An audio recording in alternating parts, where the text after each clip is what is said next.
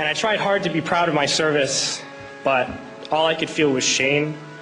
And racism could no longer mask the reality of the occupation. These were people, these were human beings. I've since been plagued by guilt anytime I see an elderly man, like the one who couldn't walk, who he rolled onto a stretcher and told the Iraqi police to take him away. I feel guilt anytime I see a mother with her children, like the one who cried hysterically and screamed that we are worse than Saddam as we forced her from her home. I feel guilt anytime I see a young girl, like the one I grabbed by the arm and dragged into the street. We were told we were fighting terrorists. The real terrorist was me, and the real terrorism is this occupation. Racism within the military has long been an important tool to justify the destruction and occupation of another country. It has long been used to justify the killing, subjugation, and torture of another people. Racism is a vital weapon employed by this government. It is a more important weapon than a rifle, a tank, a bomber, or a battleship. It is more destructive than an artillery shell, or a bunker buster, or a Tomahawk missile. While those weapons are created and owned by this government, they are harmless without people willing to use them. Those who send us to war do not have to pull a trigger or lob a mortar round. They do not have to fight the war, they merely have to sell the war. They need a public who is willing to send their soldiers into harm's way. They need soldiers who are willing to kill and be killed without question. They can spend millions on a single bomb, but that bomb only becomes a weapon when the ranks of the military are willing to follow orders to use it. They can send every last soldier anywhere on earth, but there will only be a war if soldiers are willing to fight. And the ruling class, the billionaires who profit from human suffering, care only about expanding their wealth, controlling the world economy.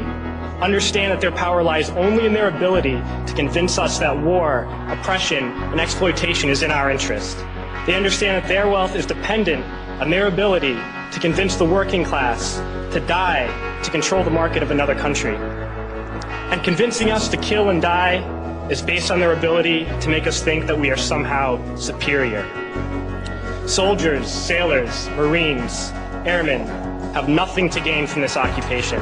The vast majority of people living in the U.S. have nothing to gain from this occupation. In fact, not only do we have nothing to gain, but we suffer more because of it. We lose limbs, endure trauma, and give our lives.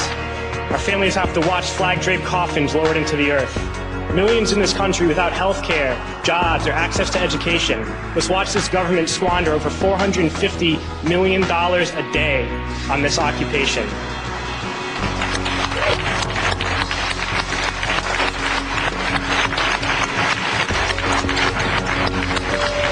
Poor and working people in this country are sent to kill poor and working people in another country to make the rich richer.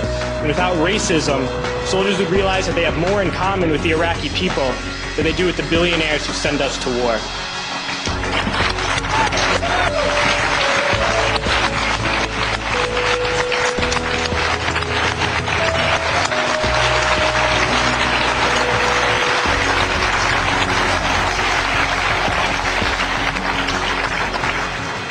I threw families onto the street in Iraq, only to come home and find families thrown onto the street in this country, in this tragic and unnecessary foreclosure crisis. We need to wake up and realize that our real enemies are not in some distant land. They're not people whose names we don't know and cultures we don't understand. The enemy is people we know very well and people we can identify. The enemy is a system that wages war when it's profitable. The enemy is the CEOs who lay us off from our jobs when it's profitable. It's the insurance companies who deny us health care when it's profitable. It's the banks who take away our homes when it's profitable. Our enemy is not 5,000 miles away. They are right here at home. If we organize and fight with our sisters and brothers, we can stop this war, we can stop this government, and we can create a better world.